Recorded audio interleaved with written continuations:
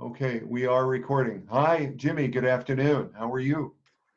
Good afternoon to you as well. I'm doing pretty good. Well, it's so wonderful to Right see here you. in the, yes, yeah, I mean, thank goodness for the technology and all of this. You know, if we hadn't had the internet, it's keeping everybody so connected that I think we're really appreciating it in a new way. Right.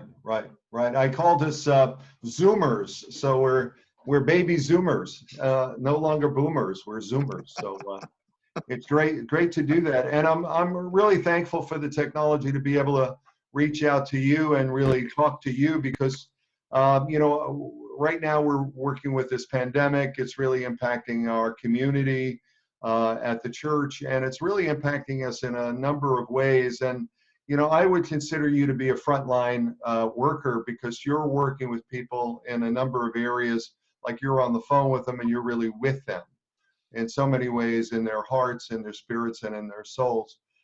So I was wondering, sort of as the leader of our church, as one of the leaders, certainly you've been there how many years now?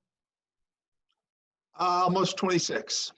And maybe you can, for those who are not familiar with your background or how you came here, maybe you can just give us a short little background about you, and then maybe go into some of the things that we're dealing with now and how it's maybe different than what you've seen over the years and what some of the challenges are. Okay. I'm originally from Memphis, Tennessee, hometown of the King and me. We did some additional graduate work up in Boston, which is how we left the South and ended up in the Northeast. And 26 years ago, when I was finishing up there and looking for a church, Manhasset was the first place to offer me a job. So I said yes, and we're still here. Good. And I have that picture of you and the King, by the way. So I can use that. That's collateral for me. So yes, exactly. And in my time here, we've in addition to the normal births and deaths and everything that one expects in the life of a church, we also have been through some tragedies, big tragedies. 9/11, of course, comes to mind. Superstorm Sandy comes to mind, and then the Great Recession back in 2008. So we as a church have come through a variety of things that, I think have given us the confidence that we're going to come through this too. Mm-hmm. And but it is. Yeah, it's different, but it's different, isn't it? Yes, it is. It's in any number of ways, having to stay sequestered is really hard because normally if somebody in our church has a stroke or something like that, I can drop everything and run to the hospital and be there with them. And this exact thing happened a week and a half ago, and of course I couldn't go. And that was really tough. The family couldn't go, and then the gentleman ended up passing. Well, luckily, good long life in the 90s, but and then they had to have him cremated because you have to do something. And then he's being flown down to Mississippi, where he is from originally. But the whole process has just been very counterintuitive. I mean, so much that I think about our church and what's important are the relationships that we have with people and being there when we're needed. And, the only way to be there is on a phone call. It feels limiting, but we all know that that's where we are right now. So that's made it tough. It's also unusual having Sundays not in our sanctuary, since we're all quarantined in our homes. Lori and I and Maureen are each doing our little parts, and videotaping them and then putting them together and sending them out, but it really makes you appreciate when we get back into the sanctuary, we get back with the organ, we get back with everybody there. I think we'll have a new appreciation for what we have, more so than we ever realized until we were all apart here. And then with this being Holy Week, that's another unusual thing to be going through without your church family right there. Lori and I were on the phone just a few minutes ago because we're thinking about what we're going to do for Monday, Thursday, Good Friday, and it's one of the things about the Monday, Thursday service is that it's all in darkness. You know, it's all in darkness and candles and communion, and so we're keeping a little bit of those elements while also recognizing that it's just, you know, everything is going to be different this year. But we're lucky that we have the connections, the connections on the internet, you know, being able to see one another here, being able to email things to one another. So I think that we are still connected. It's just we're connected in a way we hadn't been connected before. So, Right. and so we will do Good Friday tomorrow. And the other thing that we're mindful of is that you can actually track on YouTube how long people are watching your video, and then at what part they turn it off. So like the first virtual service that we did was about twice as long as what we're doing now, because we realized that there were some things that don't translate that great into video, and that they were sort of slowing down the service. So I mean, it's one thing to be engaged, another thing, you know, to be watching it on screen. So we have taken some elements out in order to sort of make it a little more compact for people who, like a lot of us, have shorter attention spans in the middle of all this. Right. And are you seeing? I don't know if you all have noticed that. Are you seeing? I know that this disconnect, it's very different than what we've experienced ever before, you know. And obviously we're here and we've been able to go ahead and use some of the technology, which is great. But one of the things that I'm very aware of is the demographics of our church really don't allow everyone to have access to, nor do they have the patience or the capability to get onto a Zoom call, and to, you know, people are still working with the phone and still, you know, even That's right, challenged by things like YouTube. So as I know we've kicked this off very quickly. Are you seeing a need for folks who are frustrated by the technology and frustrated by the connections? I'm wondering how we can, for many folks, they go down the rabbit hole, and they're, you know, it's not only about what's going on in the world, what's going on in the front line, and how many people are impacted by the virus, but then there's this fear, like you and I went through something with one of the church members, specifically around the security around going on the internet, putting in your name, you know, getting involved with a Zoom call. How do I do it? What is, you know, so I'm just wondering your challenges in dealing with this specifically as well with individuals to try to soothe this issue. I mean, how are you offering the hope and the solace to get through this period? Well, I mean, we certainly do have people who are not connected to the internet. And so for them, you know, it's all about a phone call. It's all about staying connected in that way. Luckily, some people who thought the technology was beyond them have now learned that it isn't, especially with Zoom. You just click and there you are. But the other thing too is that we've been very cognizant about trying to reach out to members of the congregation.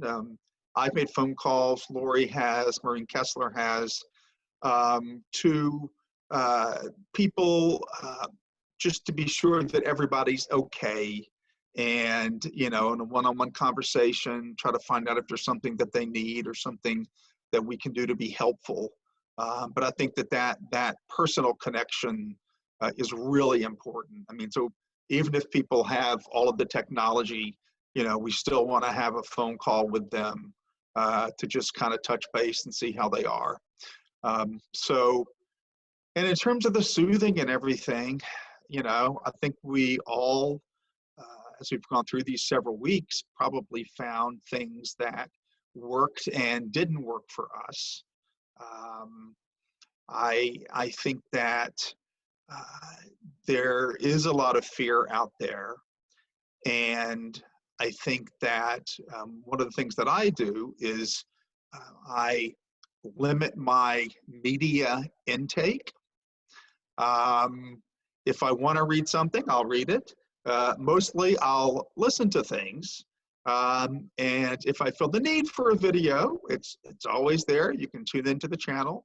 But I think, you know, by and large, there's some hype that you don't want to get anxious about. And it's also, I know some people are having a hard time just turning it off, you know, because it's an ongoing crisis and there are developments throughout the day. So I know some folks who, you know, they wake up, they put on CNN, it stays on all day. And at the end of the day, they turn it off. Right. My parents are like that, but it's with the Weather Channel. Put the Weather Channel on, you watch it all day. Hey, you know, storm might come up. But yes, better the Weather Channel, I think. But I do think I think we have to be aware of ourselves and then the other people who are in our living spaces, you know. So it's our daughter Alina is upstairs doing online work from Manhasset High School, and my wife Colleen is in the other room doing online work for the nursery school, and then this is my domain here in the living room, and try to do everything for the church. But we each very much have our own spaces, and you know, but which we're very thankful to have a house where we have those spaces. Right. Know some people who are in efficiency apartments and things with like big dogs, and I think that would be really tough. That would be really tough. Yeah, I posted something that I found which had 6 reminders for when the world feels frightening. One was set boundaries with what and how much media you consume. 2 was you're allowed to opt out of overwhelming conversations. 3, you try to respond to the fears of others with understanding and respect. 4, you focus on the many things you can control. 5, which is what you were talking about before, be mindful of when it's becoming be mindful of when it's becoming more than just being informed, right? It's just too much. And then the last one was to breathe, connect, and take gentle care of yourself and others. I just thought that was wonderful, wonderful and sweet. It is, and one of the things that Lori and I are doing is we're trying to connect with the church every day. So every day I email something to the congregation, and every day Lori posts things on social media, and I've tried to do a variety of things. You know, some people like music, some people like art, some people like poetry. So I've tried to send a variety of things, but I think that's a really important way that we're trying to stay connected. You know, it reminds people every single day that your church family is here. You're not by yourself, and here's some food for thought. And so one of the things that you bring to mind for me, Jimmy, is, as you say before, church is around community. It's about gathering. It's about coming together. And I'm wondering if there's, in your mind, something that not only the folks on the call here on this video Zoom can get involved with, but what can we do in your view to continue that reach out, that connection? Is there, and then along the line, maybe you can help us understand some of the challenges you're dealing with now in terms of the church, in terms of the community. I know that some folks were furloughed. I know that there are, concerns that you might have in terms of, what if this goes on for another few weeks? What if it goes on for another month? Right. What's the new normal, if you will? So from a shift, I'm just wondering if you might have some ideas and some perspectives. And again, I just want to remind everyone there is a chat button below. If you have any questions, you can put them in over there, and I can ask them to Jimmy as well. Well, I mean, there are some unique challenges. One of the very first things that I told people several weeks ago when we went to being an online church was that, at the beginning of the service, one of us always says, "Good morning, church." And we're not talking to the building, we're talking to the people. And so I think it's important for us to remember that we are the church, that we are connected. That is our space, and we can't wait to get back there. But it's about the people, it's about the human connection. But by the same token, dealing with our building is it's a challenge, because we have a wonderful big building. We have activities in there literally 7 days a week. So there are lots of people who are dependent on that building who are not able to use that right now. I think especially about people who are in 12-step groups, people who come to other groups at the church for help. And so we're concerned about them. And then just the building itself, the upkeep. It's certainly a concern, the economics of it all.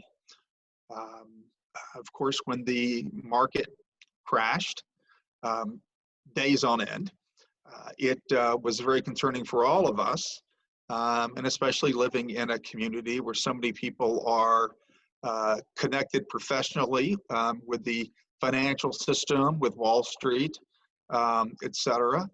And so we're very aware that people's pledges, the gifts that they give to the church, will be affected by what has happened. We're also very aware, because the church has an endowment fund, that it, of course, is way down too. So we don't know how much we'll be getting from that next year. And then some people use our building and make donations, and that's another source of income that we're not able to get at this point. So we've had to furlough. We had 3 part-time custodians that we were able to furlough, and they were able to get unemployment. Our 2 administrators, Valerie McDermott and Martin Satavio, they also aren't able to work from home, and so have been furloughed as well. So it really hurts to have to do those kinds of things, but we're looking at the church for the long run, and I told them nothing would make me happier than for this to be behind us, for the economy to come booming back, and everybody that we had hired being able to come back. So that's my hope. I'm sure that's more in the long run than the short run, but that is what we're hoping. So besides that, I live next door to the church, but our building is closed because we aren't considered an essential service. And so technically we shouldn't be over there. So I will stop over the church and get some papers, get some things that I need, and then just bring everything back home to work on it. So there's a question, Jimmy, from your view. What do you think we can say to our young adults and folks that have been part of the church to alleviate their fears during this difficult period, whether or not they're part of the church or not? Mm-hmm. I think what I do is try to think of things that we as a nation have been through. And I've always found significance in the fact that our church was founded in 1941, a few months before Pearl Harbor. A heck of a time to try to start a church. But our nation, our world, our church came through all of that and all of those difficult times.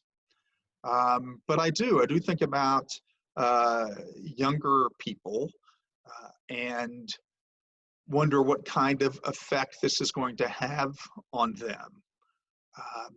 Fortunately, they're very techie for the most part, which helps those of us who are not. But I think that, I think that there's a lot of job insecurity, which is frightening for anybody.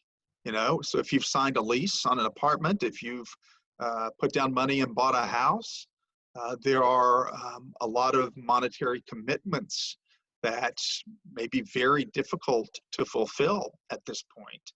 And that is frightening.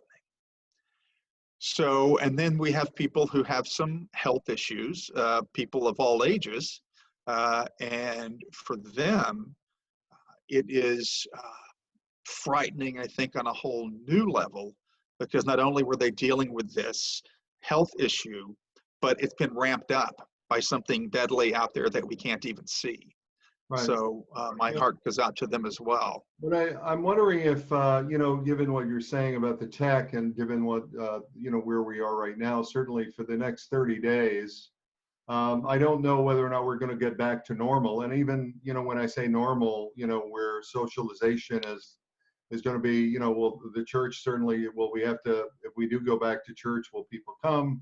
Will they have 6 feet apart? What about, welcoming everyone? And I'm just wondering from the view of, as you say, the younger people being more tech savvy, whether or not there's, from your view, like what we're doing now, whether or not we can get more online and we can get more connected in different ways. So I'm wondering if there's some thought process around that in terms of, the board and your involvement with the church. Well, I think definitely we haven't taken the step of streaming our services, which we hope to do when we're back in the building. So I think that, but I think having had the experience of using Zoom, that there are things that we can do with that we hadn't even thought of. Like Lori had a youth group meeting this past weekend, and all the kids were there in their houses Zooming. And so I think that it gives us possibilities of how to connect in ways that we hadn't before. I'm thinking about kids who've gone away to college. I'm thinking about people who have moved out of state, but still very much consider us their church. I think that this is going to be an opportunity to learn what we can do with the new media to stay connected. But and even with meetings, because we've had a trustees meeting online, we've had missions and outreach meeting online, and I think, at least for me, I'm sitting there thinking, it's kind of nice not to have to go over to church and, people who live in Glen Cove, Lisa, driving half an hour to get here. And it's like, maybe we could meet like this. But I do think it opens up some new possibilities for us. Yeah, another question came in, and I noticed this the other day, that the message board outside of the church is really a focal point. It hasn't changed since I don't know when, if anyone's gone out there, but on the outside signs have always been great messages, and not sure what it says now. I think there's something about Bruce Springsteen. Correct.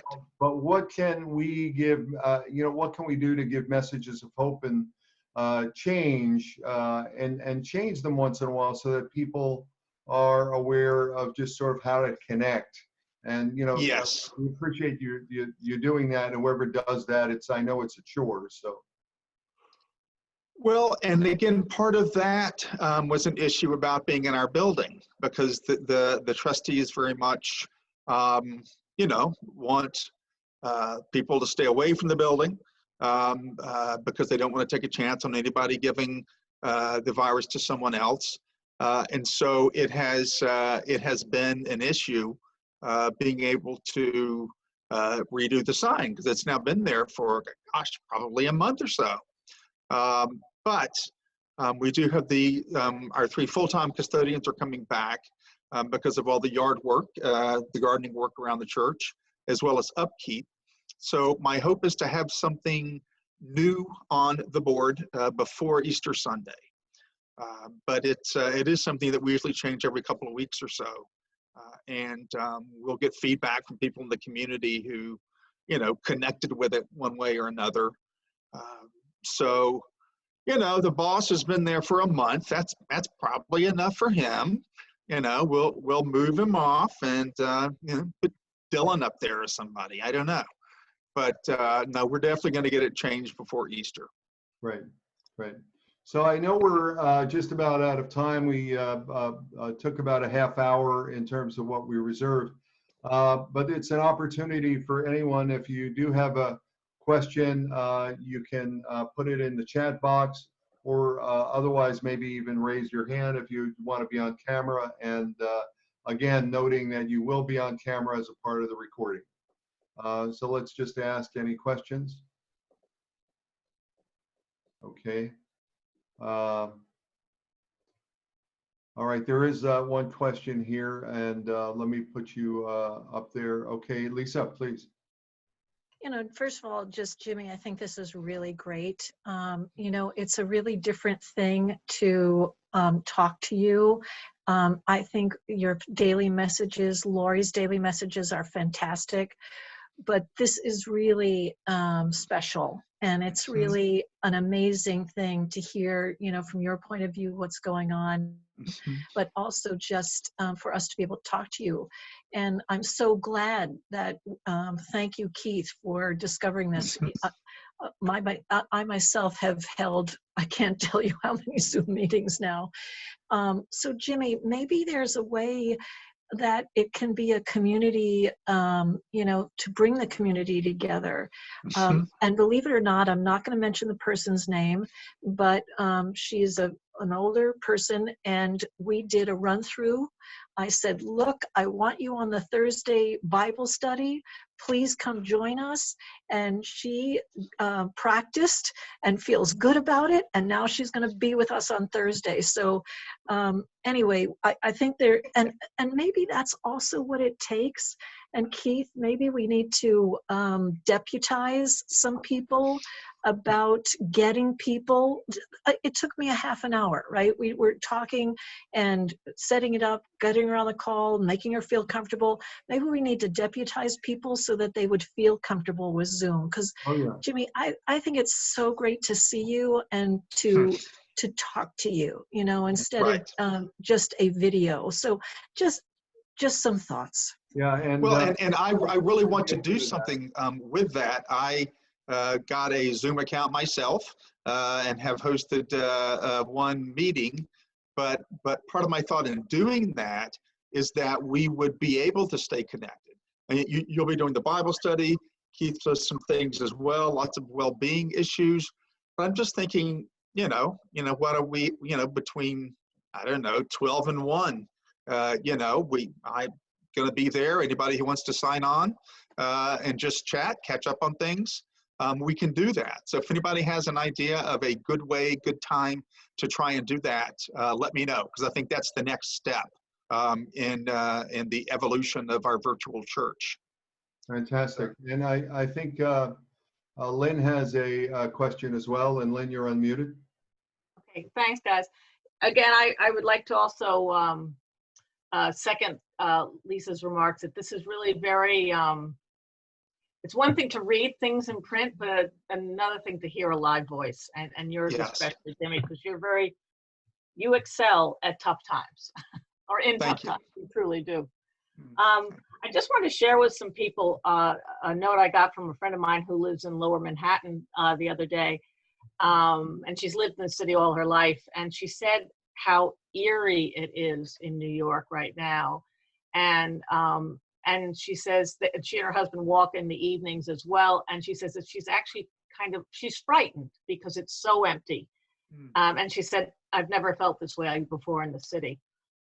So I think there's a lot of change going on in our society right now and Yes. mentally towards people. But one thing she said to me, which really disturbed me, was she said, I've never seen homeless people eat garbage before. Oh, goodness.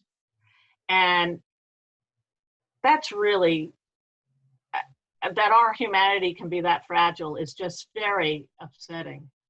And I just Yes. wondered if there's something as our church, if we can do something to support that sector of our society, because she said even the Bowery Mission is closed. So she said they've lost their toilets. They can't. There's no, because the McDonald's all their bathrooms are closed, and a lot of the missions aren't letting people use the facilities. I mean, it's just these poor people they've just like lost everything. I mean, we've lost a lot. They've lost everything. Right. I mean, Yes, they eat have. garbage, you're losing your dignity when you go that way. Oh, absolutely. So I don't know, No, it's just a it's- thought. yeah. It's very disturbing to hear. Oh, it's I mean, their lives are always fragile anyway. Right. Their lives are so hard, even in the best of times. But to have those places where they're used to getting services, Right. be it food, be it medical, or just as basic as somewhere to use the restroom. Where would one go? And it is, I mean, I understand why, like the missions and things who serve food and all while they have closed. But I think perhaps some alternatives, I know that in the schools, in New York City schools, one of the big issues was so many children get breakfast, Right. lunch, sometimes even dinner. And so some of these places and a lot of the schools have grab and go lunches and things. And so I suspect that there are organizations in the city who work with people who are homeless, who are doing that kind of thing. But, again, how do you communicate that to people who don't have a phone or any other way to communicate? Our church, we were just at our missions and outreach board meeting just this past weekend.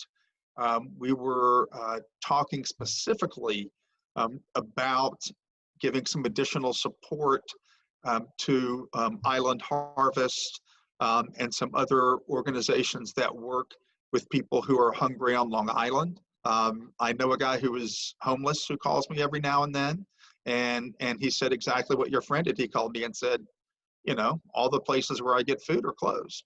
Yeah. So I do think that it's part of our responsibility to try to figure out how we can help people in that position, especially now, but also in the future. And truly, they're so vulnerable to this disease. Yes. You know. Yes. That's right. That's right. Yes, I know I've heard that they have broken up some of the encampments where people who are homeless would gather and sleep at night. And from a health perspective, I understand that in terms of passing the virus. But again, where do you go and what do you do? Where is their community now? And I think on a larger scale that all of this is so unprecedented. you know? I mean, and even thinking about just our nation and trying to get resources to different places. You know, if somebody has a hurricane, you know, in Louisiana, the whole nation focuses on Louisiana and we send everything down there. But when it's a coast to coast problem, you know, it's a significant challenge that, you know, I think in a lot of ways, probably nobody was prepared for.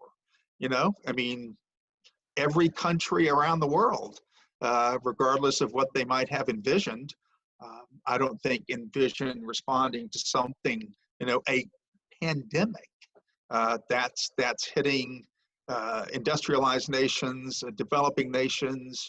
It's hitting everywhere.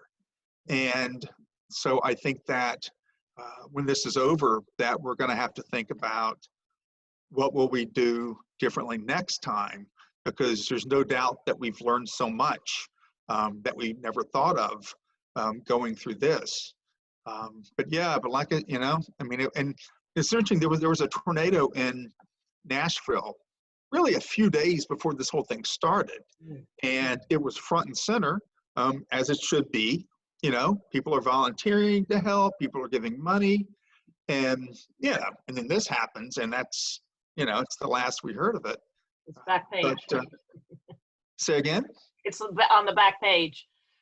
Yes. Yeah. Yes.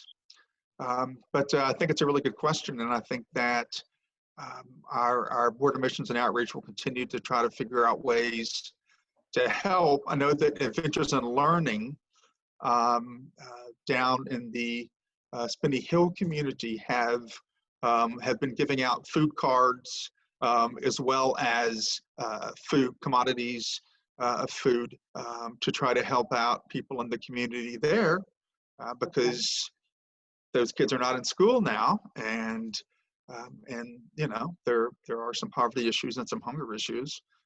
So I think that's another way that we're trying to help, you know, right here. But you know, clearly the need is worldwide. But thanks for telling me about your friend's experience there. I hadn't heard that or heard someone say those things. So thank you for sharing that with us. It was eye-opening. Thank you, Jimmy. So Jimmy, I know we're coming up to our time here, and I think the questions have been great. I guess the final question I have for you, and maybe it's more of an action item than anything else, is can we get, perhaps through the Missions and Outreach, or you know, is there that I'm not aware of, a list of organizations that we can either get involved with, give cards to, give you know, our time or money to go ahead and help those in need.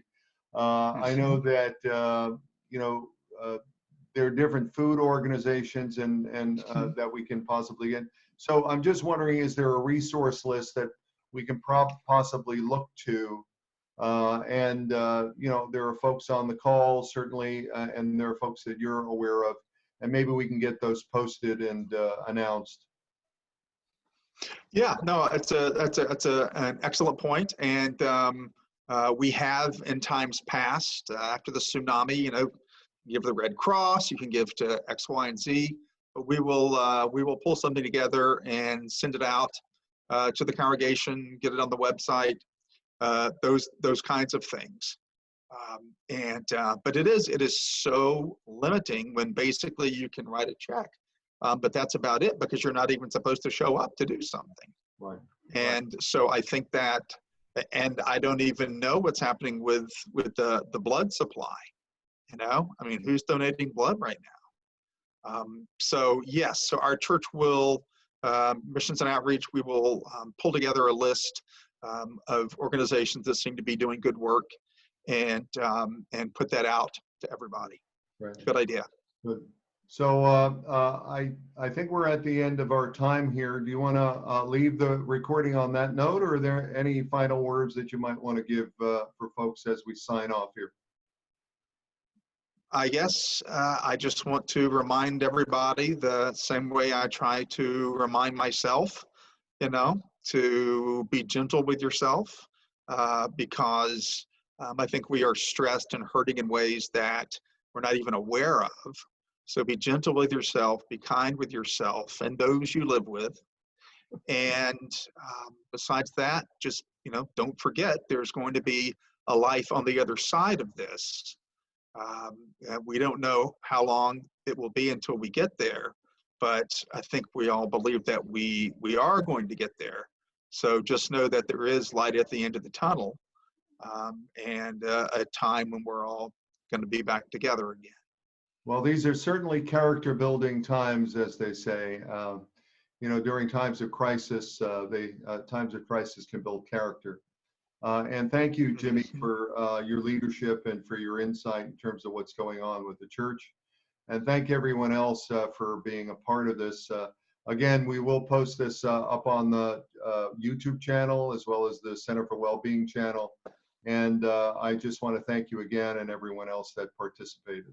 Thank you very much.